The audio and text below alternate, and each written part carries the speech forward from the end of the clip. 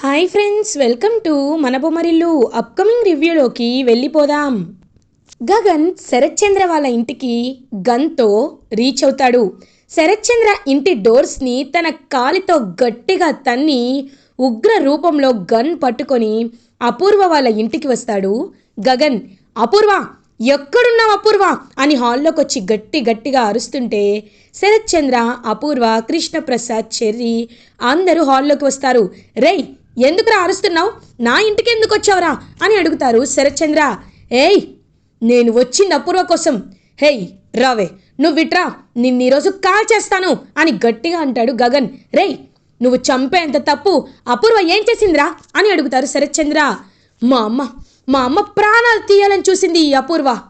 అది మాత్రమే కాదు, ఇంకా చాలా విషయాలున్నాయి, అవన్నీ చెప్పానంటే అని అంటారు గగన్. ఏంట్రా విషయాలు? అర్ధాంతరంగా వచ్చి మీ అమ్మ చావు బతుకుల్లో ఉంటే నా భార్యపై నెట్టేయాలనుకుంటున్నావురా?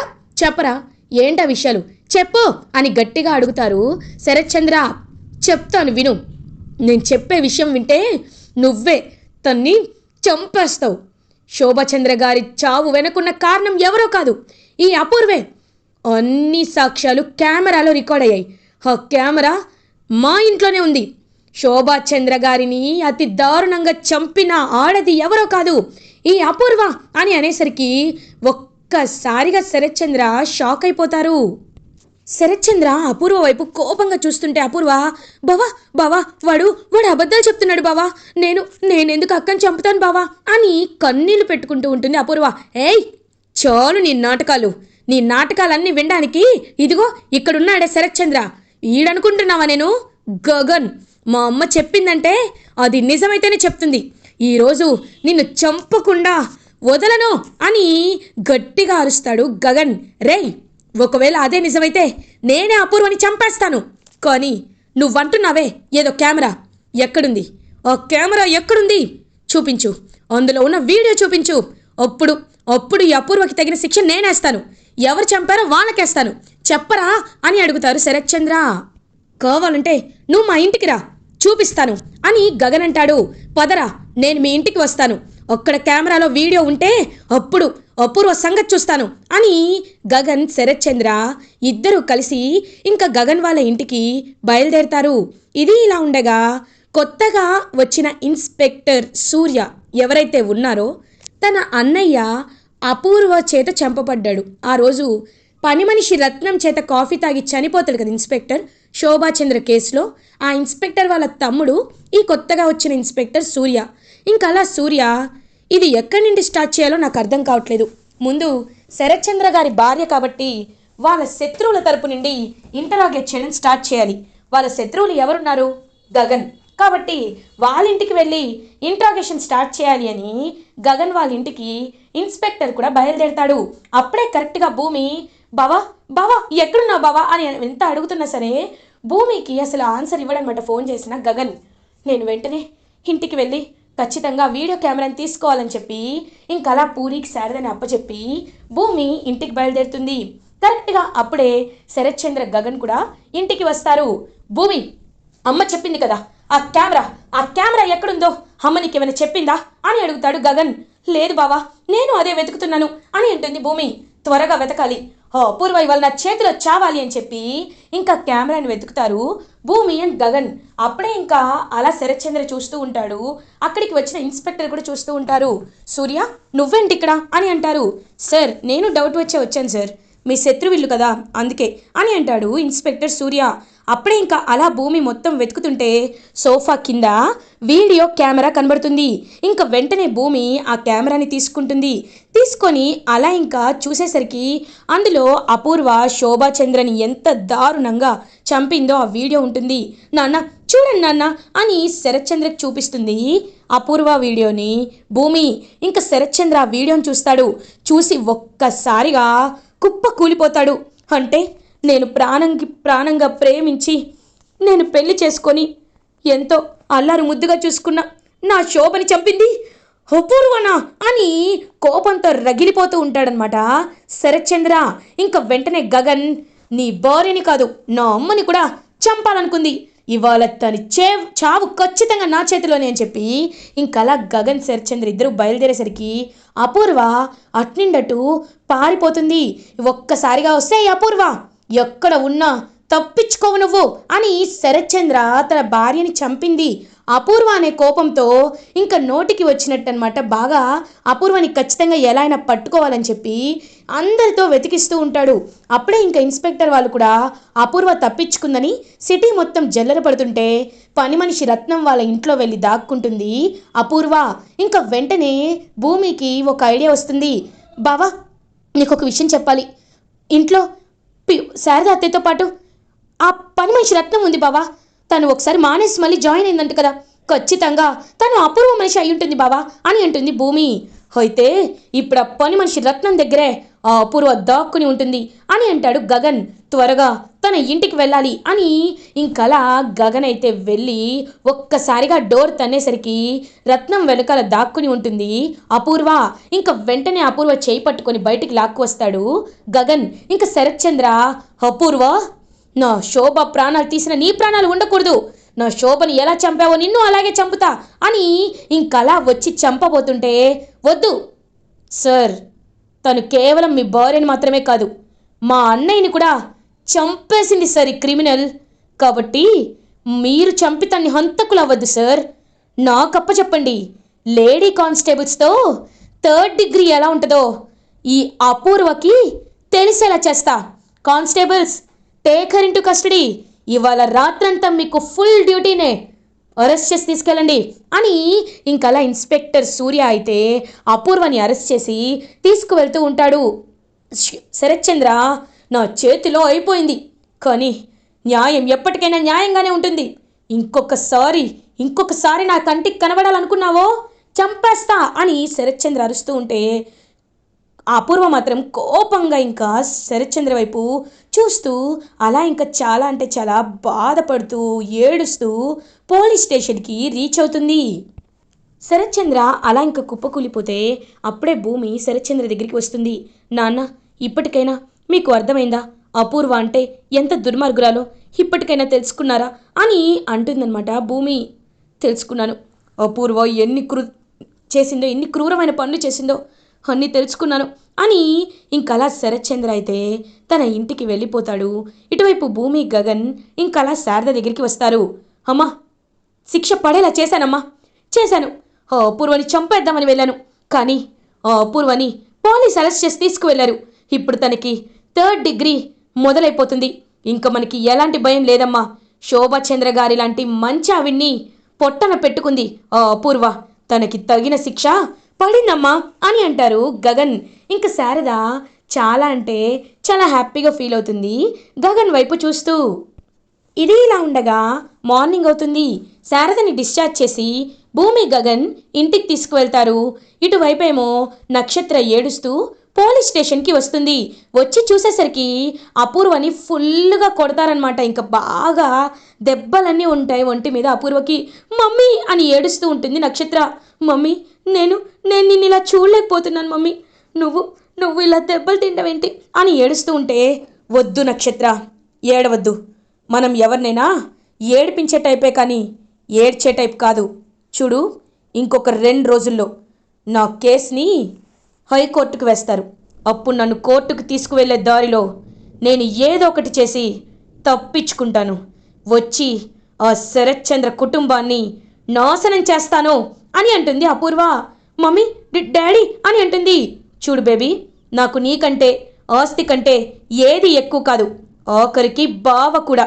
కాబట్టి ఆస్తి మనదవ్వాలంటే బావ కూడా పైకి పోవాలి. నేను జైల్లో ఉన్నానని నువ్వేమీ బాధపడద్దు.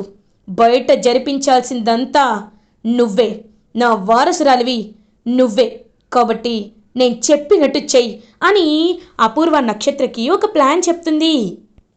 ఇది ఇలా ఉండగా శారద అలా ఇంకా పాపం రెస్ట్ తీసుకుంటుంటే భూమి శారదకి వెళ్ళి జ్యూస్ ఇస్తుంది. అప్పుడే గగన్, అమ్మ ఈ ట్యాబ్లెట్ వేసుకోవాలి అని ట్యాబ్లెట్ని తీసుకొని వేస్తూ ఉంటాడు గగన్. నాన్న గగన్, ఒకసారి రా, ఇలా నా పక్కన కూర్చో అని అంటుంది. ఇంక వెంటనే గగన్ శారద పక్కన కూర్చుంటాడు. గగన్, నేను నిన్ను ఒక మాట అడుగుతాను, మనస్ఫూర్తిగా నిజం చెప్తావా అని అడుగుతుంది శారద. అమ్మ, నేను నీకెప్పుడైనా అబద్ధం చెప్పానా? నిజమే కదా చెప్తాను. చెప్పమ్మా, అడుగు అని అంటాడు గగన్. భూమి, నిన్ను కూడా నేను ఇదే ప్రశ్న అడుగుతున్నాను. నువ్వు నాకు నిజం చెప్తావా అని అడుగుతారు. అత్తయ్య, మీరు అడిగితే నేను ఏదైనా చేస్తాను, చెప్పండి అత్తయ్య అని అంటుంది భూమి. గగన్, నువ్వు భూమిని ప్రేమిస్తున్నావా? నీ మనసులో భూమి ఉందా అని అడుగుతారు. అమ్మా, అది అని అనేసరికి శారద గగన్ చేయి తీసుకొని తన తలపై పెట్టుకుంటుంది. చెప్పు, ఇప్పుడు చెప్పరా, భూమిని నువ్వు ప్రేమించట్లేదా అని అడుగుతారు. ప్రేమించానమ్మా, ప్రాణానికి ప్రాణంగా ప్రేమించాను. కానీ తనే నన్ను సరిగ్గా అర్థం చేసుకోలేదు. వాళ్ళ నాన్న చెప్పగానే వేరే వాడితో పెళ్ళికి సిద్ధమైపోయింది. ఒకవేళ ఏం జరిగిందో ఏమో, మళ్ళీ నా దగ్గరికి వచ్చి నాటకాలు వేస్తుంది. భూమి ఎప్పటికీ నా మనసులో చెరిగిపోలేని స్థానాన్ని తీసుకుంది అని అంటాడు గగన్. ఇంకా భూమి గగన్ వైపు ప్రేమగా చూస్తుంది. భూమి, ఇప్పుడు నేను నిన్ను అడుగుతున్నాను, నిజం చెప్పు, మీ ప్రేమపై ఒట్టేసి చెప్పు, నువ్వు గగన్ని ప్రేమించటం లేదా అని అడుగుతారు. అత్తయ్య, నేను బావని ప్రాణం కంటే ఎక్కువగా ప్రేమిస్తున్నాను అత్తయ్య. 20 ఏళ్లలో నేను ఎక్కడో పెరిగాను. అరకులోనే చాలా ఏళ్ళు గడిచిపోయాయి. తర్వాత నాన్న వాళ్ళ కోసం వచ్చాను. నాన్నను వెతుక్కుంటూ వచ్చిన నాకు బావ ప్రేమ పరిచయం అయింది.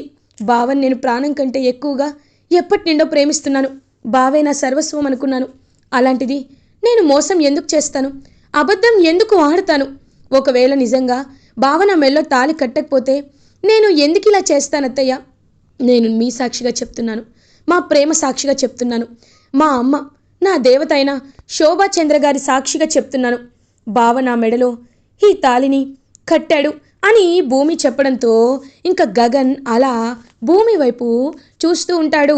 నాన్న గగన్, మీ అమ్మగా నేను ఒక్క మాట చెప్తున్నానురా. భూమి గురించి నాకు తెలుసు, నీ గురించి నాకు తెలుసు. మీరిద్దరూ ఒకరినొకరు ప్రాణానికి ప్రాణంగా ప్రేమించుకున్నా సరే ఎందుకు ఇలా చేస్తున్నారో నాకు అర్థం కావట్లేదు. కానీ ఒకటి మాత్రం నిజం, భూమి నీ భార్య, నువ్వు భూమి భర్తవి. సాక్ష్యాలు కాదు, ఒక్కసారి నీ గుండెలపై చేయి వేసుకొని కళ్ళు మూసుకొని ఆలోచించి నిర్ణయం తీసుకో. నీకే ఏదైనా గుర్తు రావచ్చు అని అంటారు. పాపం శారదా ఇంకలా గగన్ అయితే కళ్ళు మూసుకొని మనస్ఫూర్తిగా ఆలోచిస్తూ ఉంటాడు. గగన్కి ఆ రోజు బ్యాచిలర్స్ పార్టీకి వెళ్ళిన తర్వాత నుండి ఏమీ గుర్తురాదు. ఇంకా గగన్ అలా, లేదమ్మా నాకేమీ గుర్తు రావట్లేదు అని పాపం గగన్ అంటాడు. అన్నయ్య, ఒకసారి ఇటు చూడన్నయ్య అని ఇంకలా చెర్రీ ఆ రోజు బ్యాచిలర్స్ పార్టీలో ఏదైతే ఉందో ఆ వీడియోనైతే చూపిస్తాడనమాట. క్లియర్గా గగన్ ఫుల్గా ఇంకా డ్రింక్ చేసి భూమితో తన మనస్ఫూర్తిగా మాట్లాడింది అదంతా ఇంకా రికార్డ్ అవుతుంది. ఒక్కసారిగా ఇంకా షాక్ అయిపోతాడు గగన్ అదంతా చూసి. భూమి, నేను నిన్ను ప్రేమిస్తున్నాను, ప్రాణానికి ప్రాణంగా ప్రేమిస్తున్నాను. కాబట్టి మనిద్దరి ప్రేమ ఇలాగే కలకాలం ఉండిపోవాలంటే మనం ఇలానే ఉండాలి భూమి అని చెప్పి ఇంకా అలా గగన్ భూమిని ఎత్తుకొని తిప్పడం అదంతా ఉంటుంది. ఒక్కసారిగా గగన్ షాక్ అయిపోతాడు. అన్నయ్య, ఇప్పటికైనా నమ్ముతావా? భూమి నిజంగా అబద్ధం చెప్పటం లేదన్నయ్య. నువ్వు భూమి మెడలో తాళి కట్టావన్నయ్య అని అంటాడు చెర్రీ. ఇంకా గగన్ అలా గుర్తు చేసుకునేసరికి అప్పుడే కరెక్ట్గా తన్ని ఎత్తుకొని గుడికి తీసుకువెళ్ళిన విషయం అండ్ తన మెడలో అలా ఇంకా తాళి కడుతున్న విషయం అయితే గగన్కి గుర్తుకు వస్తుంది. ఒక్కసారిగా గగన్ ఇంకా భూమి వైపు చూస్తూ భూమిని ప్రేమగా హక్ చేసుకుంటాడు. భూమి, నాకు నిజంగా గుర్తొచ్చింది భూమి, గుర్తు వచ్చింది. నువ్వు నన్ను చాలా భరించావు, ఓపిక పట్టావు. నిజంగా నాకు చాలా చాలా సంతోషంగా ఉంది భూమి. ఐ లవ్ యూ భూమి అని భూమిని హక్ చేసుకుంటాడు గగన్. ఇంకా భూమి చాలా అంటే చాలా హ్యాపీగా ఫీల్ అవుతుంది. ఇది ఇలా ఉండగా శరత్ చంద్ర శోభాచంద్ర ఫోటో ముందు కూర్చొని ఫుల్గా డ్రింక్ చేస్తూ ఉంటాడు. శోభ, నిన్ను అపూర్వ చంపేసింది. నిజంగా నాకు చాలా బాధగా ఉంది శోభ, నాకు చచ్చిపోవాలనుంది అని డ్రింక్ చేస్తూ ఉంటే కరెక్ట్గా అప్పుడే నక్షత్ర వస్తుంది. ఇంకా నక్షత్ర అలా చూస్తూ ఉంటుందన్నమాట శరత్ చంద్ర వైపు. నాన్న, ఇలా చేయక తప్పటం లేదు, కానీ నిన్ను ఖచ్చితంగా పైకి పంపించాలి. అలా చేస్తేనే ఆస్తి నాదవుతుంది. సారీ డాడీ అని ఇంకలా శరత్చంద్రని చంపేయడానికి నక్షత్ర ముందుకి వస్తూ శరత్చంద్రని పొడవబోతుంటే ఒక్కసారిగా చెర్రీ నక్షత్ర చేయి పట్టుకుంటాడు. అలా శరత్చంద్ర వెనక్కి తిరిగి చూసేసరికి నక్షత్ర చేతిలో కత్తి కనబడుతుంది. వెంటనే ఆ కత్తిని చేతిలోండి విదిలించి నక్షత్ర చెంప పగలగొడతాడనమాట. ఇంకలా చెర్రీ ఇంకలా నక్షత్ర చూస్తూ ఉంటుంది.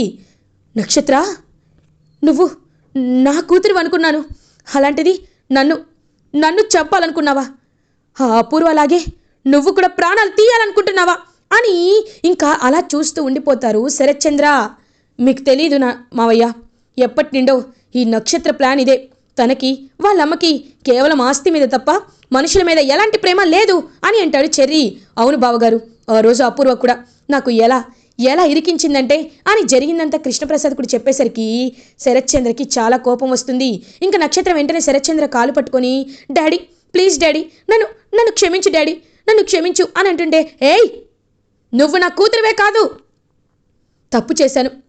నన్ను ప్రేమగా చూసుకునే భూమిని నా కూతురు కాదని చాలా పెద్ద తప్పు చేశాను. కానీ ఇప్పుడు అర్థమైంది నా అసలైన వారసురాలు ఎవరో, స్వార్థం కోసం దగ్గరైన వాళ్ళు ఎవరో. నువ్వు నా కూతురువే కాదు, మర్యాదగా బయటికి పో అని నక్షత్రని ఇంట్లోండి గెంటేసి అలా ఇంకా భూమి వాళ్ళ ఇంటికి వెళ్తాడు శరత్చంద్ర. ఇంకా భూమి దగ్గరికి వెళ్ళి, అమ్మ భూమి, నన్ను క్షమించమ్మా, చాలా నీ విషయంలో చాలా తప్పు చేశాను. నిన్ను శవం అన్నాను, నా నోరే పాపాత్మమైంది, నిన్ను చాలా బాధ పెట్టానమ్మా అని కుప్పకూలి ఏడుస్తుంటే, నాన్న నువ్వు ఎంత బాధ పెట్టినా నాకు బాధ అనిపించదు, ఎందుకంటే నువ్వు నా నాన్నవి అని పాపం భూమి అలా ఇంకా చేతులు పట్టుకుంటుంది. అదంతా చూస్తూ ఉంటాడనమాట గగన్. చూడమ్మ భూమి, ఇప్పటి నుండి మీ బాధ్యత నాది. నేను చెప్తున్నాను కదా, మీ పెళ్ళి ఎలాగో జరగలేదు, రిసెప్షన్ అయినా నేను అంగరంగ వైభవంగా అరేంజ్ చేస్తానమ్మా. ఇకపై నా వారసురాలంటే కేవలం నువ్వు మాత్రమే. గగన్, నువ్వు నా అల్లుడివి అని గగన్ని దగ్గరికి తీసుకుంటాడు శరత్చంద్ర. ఇంకా గగన్ కూడా అలా చూస్తూ ఉంటాడు. అలా భూమి గగన్ల రిసెప్షన్ అయితే గ్రాండ్గా జరుగుతూ ఉంటుంది. అదంతా చూస్తూ కోపంతో రగిలిపోతూ ఉంటారు నక్షత్ర అండ్ జైల్లో ఉన్న అపూర్వ. ఇలా ఎపిసోడ్ ఎండ్ అవుతుంది. ఫర్దర్ ఎపిసోడ్ రివ్యూస్ ముందుగా మీకు కావాలి అనుకుంటే మా ఛానల్ని సబ్స్క్రైబ్ చేసుకోండి. Thanks for watching.